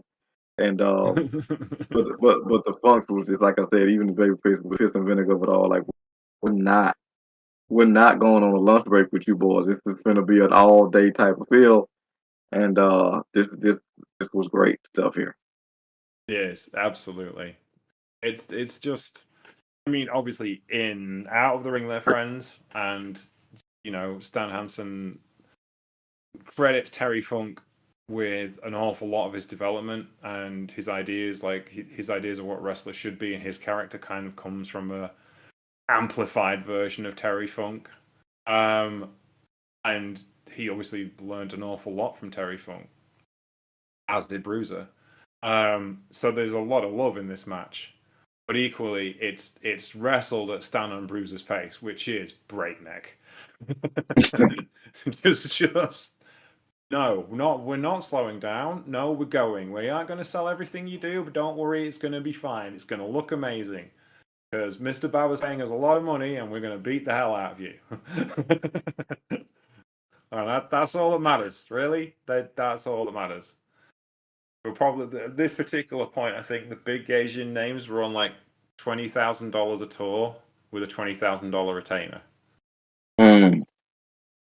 From what Dynamite Kid said, and they were, I would say, Brody and Hansen were probably well above that at that particular point because they were the top guys. But the British Bulldogs were on according to Dynamite Kid and his biography, All Japan Pro Wrestling, $20,000 retainer at the start of the year and $20,000 for every tour, and you can do all the tours you want. And there was about 20 tours a year. So that amount of money means a different thing back then. So yeah. Oh yeah, that was buying a house and car and getting the kids through college money in a year. So as far as Stan and Bruiser were concerned, this was their top priority. They did wrestle in the States, but their number one priority was keeping Giant Baba happy. That was their job. And much the same for the Funks, though the Funks had a bit of a different relationship with Baba, much closer ties with Baba because of they were essentially the excursion territory in Amarillo for whoever was coming out of All Japan Pro Wrestling. So that's where Jumbo Tsuruta and Sushi Onita and Genichiro Tenryu all trained as well. So this is the top gauging guys of their era having a straight up wrestling match, and it's just so intense because how can it not be? These are the guys. These are it. This is the show. These are the guys that made us what wrestling is today. And you can watch the young boys around the ringside. They're just smiling. Just look at this match go. And it's Stan Hansen pulling out a sunset flip. And then stand up and pull out a sunset flip and then stand up and smash Terry in the face, because that's how it goes. Whatever it does to get the job done.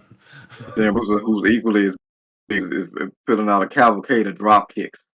Yeah. It's insane. And it's funny because in the match, the Funk looked like they had an early strategy going for the legs, but then next thing you know, the Bruiser and Stan start whipping out submissions of their own. It's like these guys cover all bases in what they do. So and a lot of times we see guys they size nowadays that just really only cover the bases that go with their aesthetic. So this again, just how good these guys are. Yeah, this is it. It's fantastic. We'll skip along because we've got an awful lot to cover. This is part one of the story, by the way. We are going to do a part two because the 90s is far too important not to take one step at a time. But this is a period of money matches in All Japan Pro Wrestling, and the biggest names in pro wrestling come to Tokyo to wrestle Bruiser Brody and Stan Lariat Hansen, and there doesn't get many bigger names than the Stream tag team of perennial NWA heavyweight champion Harley Race and perennial AWA heavyweight champion Nick Bockwinkel. This is fantastic for a different reason, just because how do you get four guys like this in the same ring? Well, you're Giant Baba and you pay them a lot of money.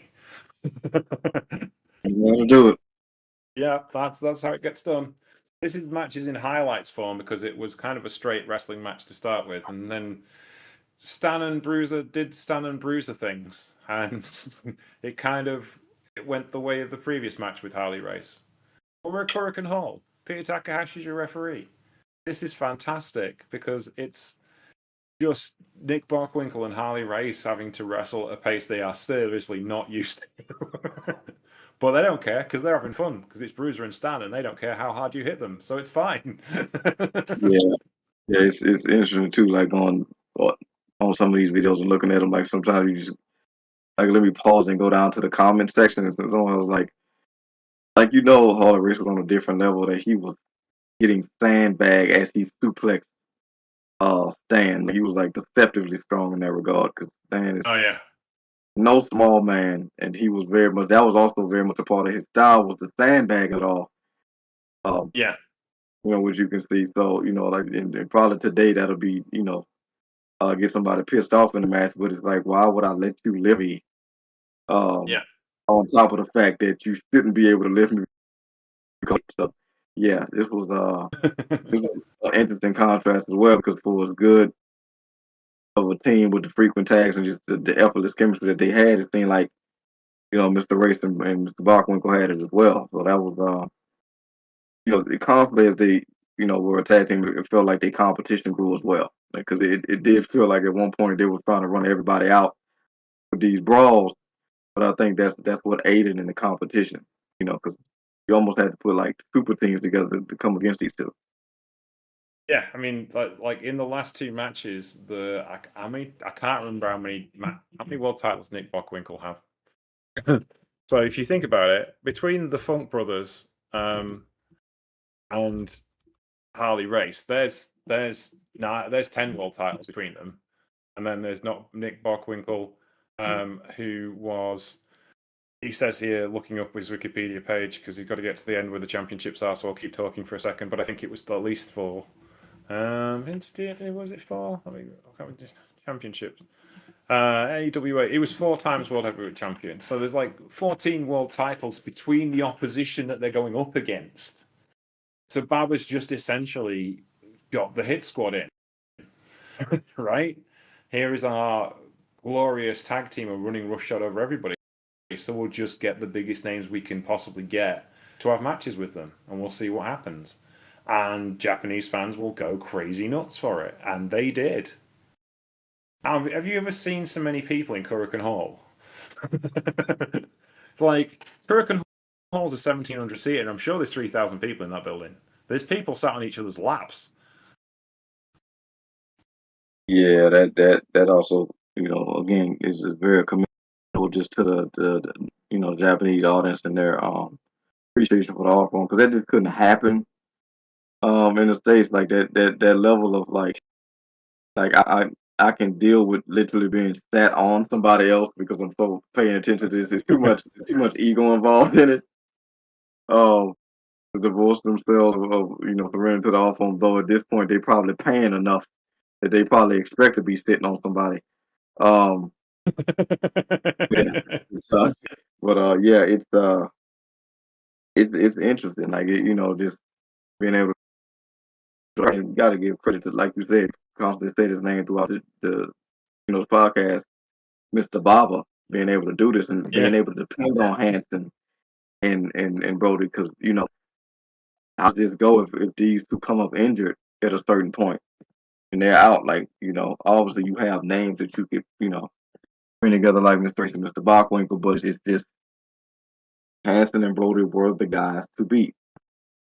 So Yeah. for him to be able to count on them, and like you said, in a lot of ways, this might have gone another way, because things may have been looking shaky towards the end. Obviously, Mr. Bob had to make certain business decisions, but this was something he could bank on, and with the thing just being like a collect car crash every time people face each other, it's just so much uncertainty. So for them to be staying the 30 if they were healthy and be able to do all these matches is like I said, like a different breed back then. Yeah, absolutely. Now, of course, there was a lot of crossover with American promotions with All Japan Pro Wrestling, most specific the AWA. Hence the reason why you had Harley Race, who was an AWA stalwart as much as he was an NWA stalwart. And, of course, Mr. Nick Bockwinkel, who had a lot of creative sway as a former champion. To the point where Stan Hansen challenges Rick Martel for the AWA Heavyweight Championship in 1986 on the 29th of December, their Christmas show. We are in Las Vegas, Nevada. This is for the AWA Heavyweight Championship. Packed house. We don't seem that interested in this match, to be honest with you. Rick's draw wasn't. There's been things said about his AWA Championship run as a babyface, and Stan's coming in as a heel, obviously because he's Stan Hansen. And this is an intriguing match because we're so used to them going at absolute full tilt that when Rick starts to have a straight wrestling match with him, it's almost like, oh. This is such a strange change of pace because of the way I've curated this playlist. It's intriguing to me. But Rick Martel is a fantastic straight pro wrestler and was always a great straight pro wrestler. As a babyface and as a heel. Not after this, he went to the WWE and formed Strike Force with Tito Santana, had that legendary tag team. Then the legendary feud, and eventually turned heel as Rick the Model Martel, which was probably his most well-known run to British wrestling fans. What do you think of this one, Marcus? Because this one's kind of very much of the AWA era. Yeah, I appreciated the match. Like you said, the audience, and maybe it's because like how many super matches had Stan had before this while at the same time having that great run with Bruiser? Sorry, can you say that Was he again? having, was Stan Hansen having a lot of consistent singles matches while he was also Yeah, going with he Bruiser? was. He was Yeah. doing. I mean, he was doing Championship Carnival every year at the same particular point. He was still wrestling on in Georgia and Florida as well. But the AWA was the obvious place to go because obviously there was a strong connection between Baba and Vern Gagne.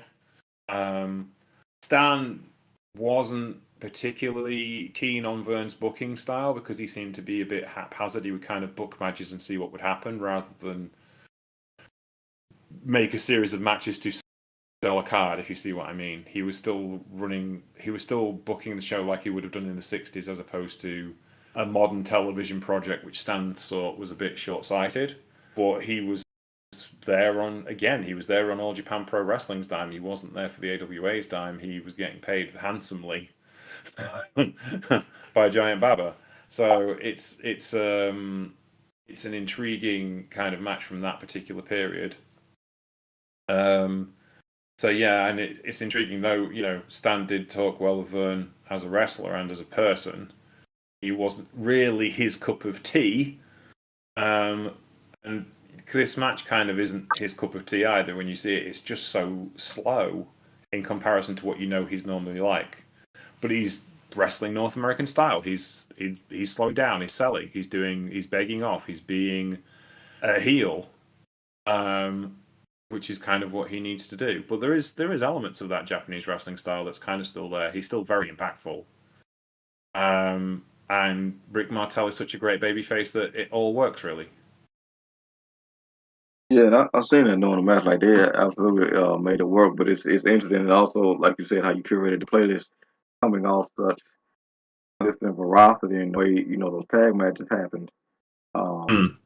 it did kind of feel like things kind of slowed down, and maybe that's like you said, obviously to the booking, the stylize of the match, and then I don't know how exactly. Obviously, Martel's a babyface, so he's gonna have to fight from underneath. But there was such a breakneck pace that um, Hanson wrestled. But he still was able to manage to bring some of that aggression too, and switch things up, and instead of Lariat finish it out with a hard Boston crab. So, Yes. And using his forehead against the turnbuckle to stop Rick from pushing out of it. And of course, the Boston Crab would be Rick Martel's finisher as well. So he beat him with his own finisher. Interesting, Gary Michael Capetta, later of WCW fame, is um, doing interviews, and this would have been a time when a young Eric Bischoff would have been working for the AWA as a back office person. interesting. And Stan wins the belt, takes the title, and becomes AWA heavyweight champion in this particular match. And we have one more match from that particular championship run, which was against Leon Vader White, the guy who would become Van Vader in New Japan Pro Wrestling, Vader in WWE, Vader in UWFI, and Vader in WCW. Here as Bull Payne in Catch Wrestling Association in Austria. Here he is just plain old Leon White after his football run with the Broncos, another former professional football player. He began wrestling with the AWA, and this is an AWA championship match. We are in Las Vegas, Nevada, and this is kind of interesting to see Leon before he becomes Vader and before he puts on so much weight. But you can see how athletic he is. And you can see, like, there's a very kind of, what can I put this? It's a very, you can see where Leon's very much influenced by Stan. Let's put it that way. It's kind of watching, there's a bit like that Spider-Man meme. Yeah, In many yeah. respects. What's your thoughts on this one? Because this was the one challenge. This is the one challenger I could find on YouTube that was easily accessible. Yeah, it's interesting 'cause like you said, it's like yeah, he really is making a lot of stand because it's that I'm gonna put you in a match inside of a match via cranking headlock. Yes. Yeah, and then says Dan's like, you're not finna do me away with my own narrative, and then but because in this aided Mr. White a lot by the fact that his arms were so thick. Yes. So it very much increased the difficulty level on that. But it also was interesting to see another one of these legends in their persona before their personas Yes. type of deal. So like you said, but even in that, you see the athleticism that he had and the the dealing and everything that would come to make Vader the household it was. But again, you're going against somebody that's very well established in hands that's going to come with his own level of aggression. But I think this was a good test for him in that regard. But it's hard a lot of times to beat the master of stuff when you coming off like imitation. But he did it was good as he got here. But Hansen was just on another level by that point. It's intriguing because this match, and more specifically the matches that happened after it, leads to the end of the All Japan Pro Wrestling AWA connection and the start of the AWA New Japan Pro Wrestling connection, which eventually leads to the signing of Leon Vader White by New Japan Pro Wrestling. So we should probably explain that because it gets a bit complicated. After this match, Stan turns up at a show where he's due to defend the AWA Heavyweight Championship, and it turns out he's going to defend it against Nick Bockwinkel and drop the championship to Nick Bockwinkel. At which point, he goes and finds a payphone and calls up Giant Baba and says they want me to drop the title. And Baba says, no, you are not dropping the title. And Stan was okay then, and he went and explained his position to Nick Bockwinkel. To Vern Gagne. Vern said, no, you're dropping the title to Nick Bockwinkel, and he left with the AWA Heavyweight Championship belt. And that was the end of the New Japan All Japan Professional Wrestling relationship. Stan proceeded to take the AWA belt home with him, took it to Japan, defended it on a couple of All Japan Pro Wrestling tours, took it back to Borger, Texas, and drove over it with his truck and mailed it back to the AWA offices in Minneapolis. Which is about as cool a resignation as you could possibly imagine, though he kind of apologized for it afterwards and felt a bit bad in his retirement. He was a bit hot-headed in his youth. Bearing in mind he was 40 at this point. But you know what I mean, or nearly 40 at this point. But yes, so that was the end of that relationship, and the AWA then started a relationship with New Japan Pro Wrestling, and one of the first Tokyo Dome matches featured Masachino versus Larry Zbyszko for the AWA Heavyweight Championship of the World.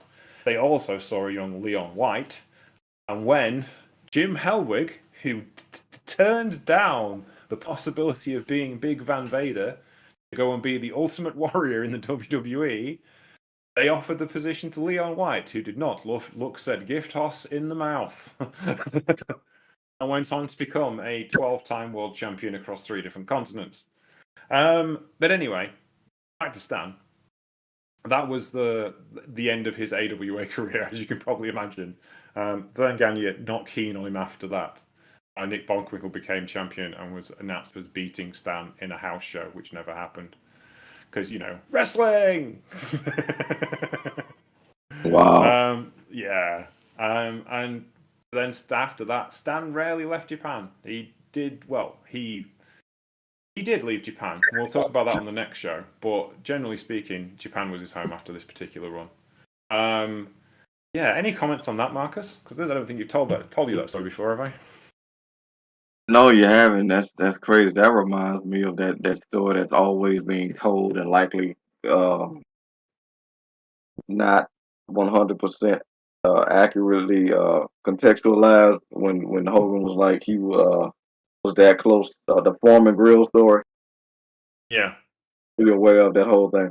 It's interesting. Like Vader almost wasn't Vader. Like looking at it now, like I could not see also you could flip it in another universe, but like if you switch it and Van Vader's the guy Leon White trying to the Ultimate Warrior while Tim Hellberg is being Van Vader. Like, no, it's just Yeah. not gonna work. No, That's crazy. yeah, couldn't you imagine Jim Howard wrestling like Fujinami in the Tokyo Dome and trying to make that work? No, it would not work. But there you go. Yes. So that was that. They then proceeded back to Japan. But we have one more match for you on this particular playlist because I was trying to put together the biggest names possible. And this is a bit of a switch because we're still in the AWA. And it's this match for the AWA Tag Team Championships. Champion Harley Race, who is in the middle of his feud with Nature Boy Ric Flair, challenging for the belts with Stan Hansen, going up against the Legion Doom, the Road Warriors, Hawk Animal, and their manager, Paul Ellering. This is an interesting match. This, unfortunately, has fan commentary on it, which is no knock on him. I would have preferred the original AWA commentary when he's a bit smarky with his commentary. Because it's like, he keeps saying about no selling, and that's not what you really talk about in commentary. You kind of just like describe what's going on, and you don't do insider terms because it's a wrestling match, right? So this was a fun match, though. Hawk and Animal, the immovable objects against Harley Race and Stan Hansen, also immovable objects. What did you think of this one, Marcus? Oh, this was cool. I was trying to get to see the Royal Warriors prime form, and after everything before on the playlist, getting to see Hansen team with Race instead of combating them, it really was a great pair to have against, a very dominant, very hyper aggressive team in the Road Warriors, who I would imagine was probably taking the world by storm at the point. Mm-hmm. It was really cool to see, these two the four legends, clash like this. So wild brawl it was indeed. I mean, it was the first time I watched the match on the playlist where Hansen hadn't got out of his britches yet, so to speak, before he was already into it. Yeah, that's it. Like the opening first thing, he backs up Animal and tries to punch him in the face, misses and hit the ring post, and just keeps going. He's just punched the ring post really hard and didn't sell it one bit. Man, Like, no, yeah, not doing this. No, this was the thing. I did hear this Ted DiBiase story about him once. He was tagging with Ted at Hurricane Hall, right? And you see the cage they had back then around the ringside to separate the wrestlers from the fans. There's a little gate on it, and Stan storms up to it as he does his normal Stan Hansen entrance and kicks the gate open, and the gate swings back at full pelt straight into his nether regions. oh, And Ted's watching this. He's like 2 paces behind. He's like, okay, what's going to happen now? And Stan no-sold it for the entire match. And then got backstage and cussed and cussed and cussed and cussed and swore and swore and swore. But he wouldn't even sell that because that's not what Stan Hansen would do. It's a mere trifle. Because I am Stan the Lariat Hansen, the unsinkable battleship, as the Japanese fans called him. Which is true. He was unsinkable at this particular point in his career. But yeah, this is just madness. Bill Alfonso as referee as well. That's hilarious. I have been watching Bill Alfonso. This is like the earliest Bill Alfonso moment I've seen. Because Bill refereed for AWA, WCW, WWE, and ECW as well as being a manager and New Japan Pro Wrestling.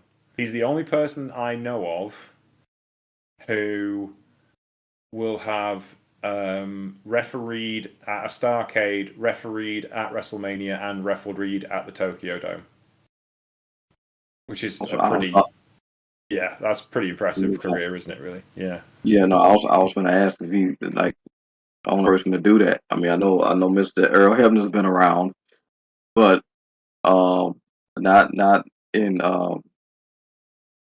Stardom. Like that's a hell of a resume. Particularly for referees who, sadly, a lot of times get lost in the narrative. Because obviously, like I said, a lot of times their whole job is to be there without being there. So Yeah. a lot of times kind of get fade off, but that's nothing to shake a stick at to being at all those events. Yeah. Like that. That's yeah. Yeah, there was Bill was there when when I think I'm sure Bill was. It was a referee in Florida as well, and he refereed the night Bruiser Brody and Lex Luger wrestled one another, and they'd shortchanged Brody on the payoff, and Brody was not happy, and they were in a cage match. Oh man. And Lex went over to. We saw Brody coming around swinging that chain, and he came down to ringside, and Lex goes over to Bill Alfonso and says, "What do I do now?" And Bill said, "Run." And he was he was also the referee the night Lex Luger, when he was green as grass, wrestled Barry Windham and managed to catch Barry in the face with his hand as he took his ring jacket off and cut him open. It's like, then Barry goes to Bill, "What do I do now?" And he was like, we'll figure it out. Don't worry, just keep going." So yeah, it's Bill's like kind of a legend just because obviously his biggest moment was the manager of the homicidal, genocidal, suicidal Sabu and Mr. Monday Night, Rob Van Dam. So, which is like the highlight of his career. But he had such a long career before even that, and still manages on the indies today. But there you go. That's our playlist, and we hope you enjoyed watching it as much as we've enjoyed talking about it. And that kind of brings to an end the first part of the life and times of Stan the Lariat Hansen. Marcus, what's your thoughts on this? A kind of abridged first 12 years of his career. No, it's just really cool to touch the life and times of another legend that I've always heard about, and he's always been in the lineage of being a standard for guys we see today. But really getting to get off to the meat and potatoes of it. A lot of times we end up doing with these great playlists that you always put together. It's just really cool to see. The guys like him are real throwbacks and they're real standards. In the business, and had a really extensive career. With a style that most have been able to go that long with. So yeah,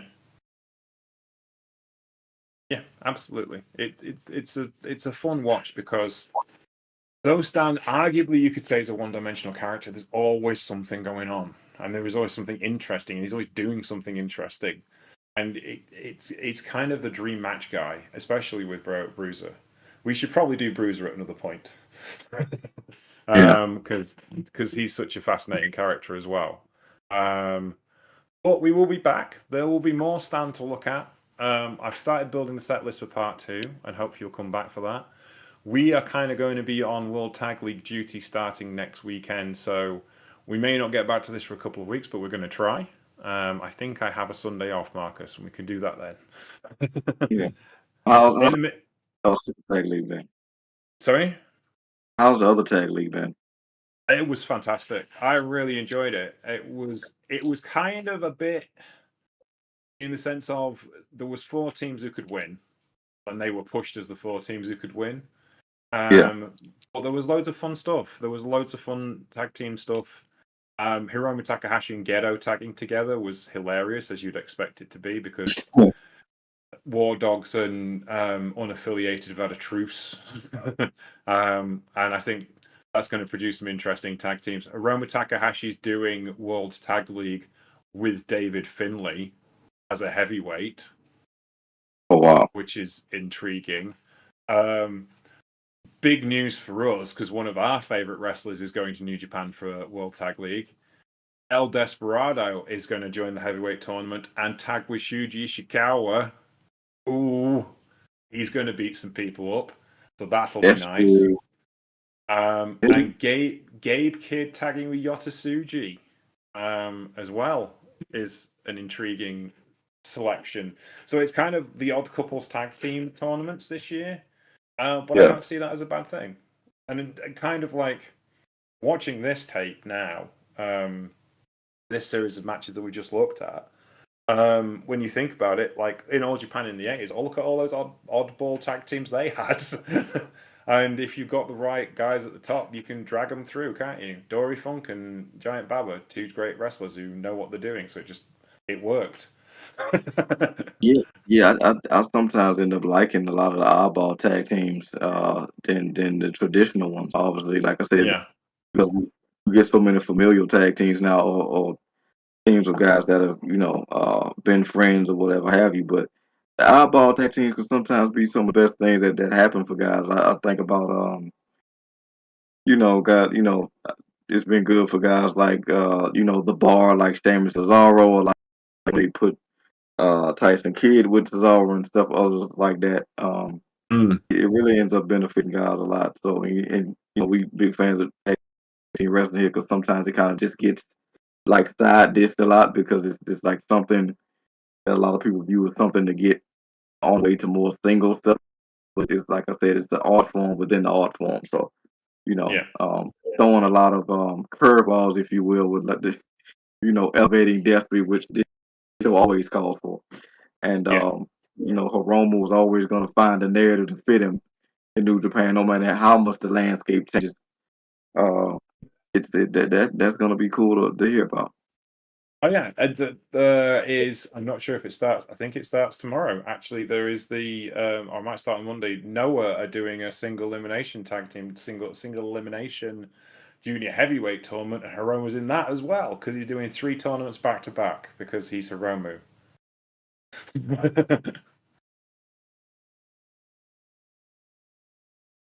As current global honored crown junior heavyweight champion because he's a Noah wrestler now as well. Yeah, he's busy man. He got bored apparently. I think. Anywho, thank you for listening to the Troopany Show today. Take care. We'll speak to you soon. Marcus, where can we find you on the internets? Yes, on the fire breathing hate machine that is X, aka Twitter. At Paradise Kid is PARADOXKID. We've got to get you into other forms of social media, so there has to be a lifeboat for you to go somewhere. Yeah. I was looking at threads like, I wonder what's going on over here.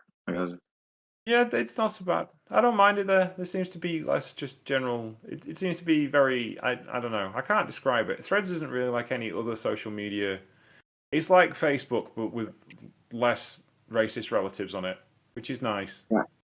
The downfall of Facebook is that needs to be done. Yes, the racist relatives is the downfall of like. So like my next door neighbor, who's my cousin's partner, said, "Are you on Facebook?" I was like, "No, if I can possibly help it." But yeah, because she wanted to show me something that she was doing, and I was like, okay. And I then have to go. I then had to explain her. I then had to go and explain her privacy settings because she couldn't. You see, as it's like your privacy settings are off, so you need to do this, and this. And it's like I don't know how Facebook works. I ain't used it regularly for like 10 years. So I was like, I can't see the thing because you need to sort out your privacy settings. And it's like, why is this that complicated? Why can you just post a thing? It surely isn't that hard. But yes, apparently it is. Anywho, you can find me at Sheriff Lone Star on Twitter, Blue Sky, Mastodon, PixelFed, and Sheriff Lone Star TX on Instagram. And you can find the show Troopany Show on Twitter, Blue Sky, and Instagram as well. We're on YouTube. Please like and subscribe if you've watched us on YouTube. That would be lovely. We have literally improved our followers 8-fold this year. We've got 82 now. We had 8. Or 10-fold, I should say. But it's slowly getting bigger and better, and it's nice. And I like doing stuff for the YouTube channel because we can do little visuals and we can do shorts and things like that. And it's good. So do more. Go have a look at us on YouTube. But please do like and subscribe. I hope you enjoyed the show. If you've listened to us on SoundCloud, iTunes, Stitcher, or wherever else you get your podcasts from, we appreciate you too. You are lovely people. We are also on Spotify. Welcome, all 3 of you who listen to us on Spotify. Christy's one of those people. I best not be mean. Thank you very much for paying attention to us. Take care, and we'll see you soon. Bye.